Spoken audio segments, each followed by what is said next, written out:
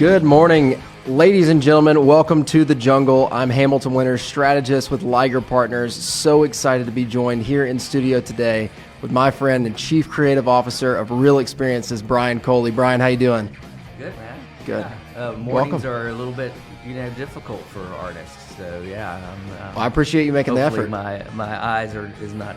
You look sagging. well rested. Oh, more do I really? More so than me, probably. Well, okay. Yeah, that's good. So, how's everything going? Good. Good. Yeah. Awesome. Yeah. Well, why don't we start here? Why don't you introduce yourself? Sure. And tell us a little bit about Real Experiences, what you do as Chief Creative Officer. Sure. And we'll start there.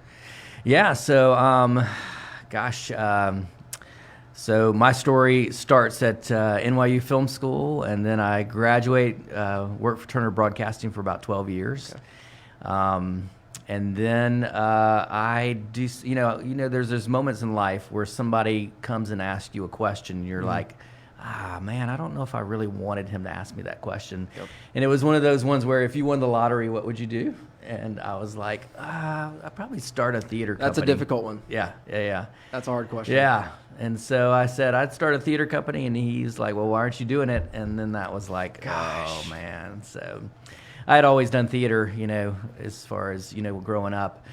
And so, I quit Turner Broadcasting with my nice cushy benefits and, which tells you how wonderful my wife is. Of course. That I would leave all this salary and everything else to do a nonprofit. But I just had a passion for the intersection of faith and art and the lack of really good expressions of that. Yep. And so we started as a writers group, and then I was the only one who wrote anything. And but we eventually became a resident theater company here in Atlanta. And but we had a passion for new work. And if you know anything about theater, new work is kind of a kiss of death because nobody knows. They don't know us Hamilton, on the marquee or whatever. Still wish they'd pay me some royalties off of that. Yeah. That's another conversation for another day. Exactly. But anyway, so we just decided to stop producing after a while and just work with writers because we realized that scripts were really the problem. Gotcha. So how this has relevance is when we would, to what I do today, is that we would ask writers what moved them in order to commission them to write a script. And so that quickly became their favorite movies. And so we started mining their favorite movies as a means of brainstorming. If you can imagine if I have a writer and I'm going to commission him for a year and I want him to write the script that only he can write, then looking at his movies and going, man, all your movies have to do with justice. Maybe you should write something about justice, Yep. That's kind of a simplification, but we started just developing methods around that with writers.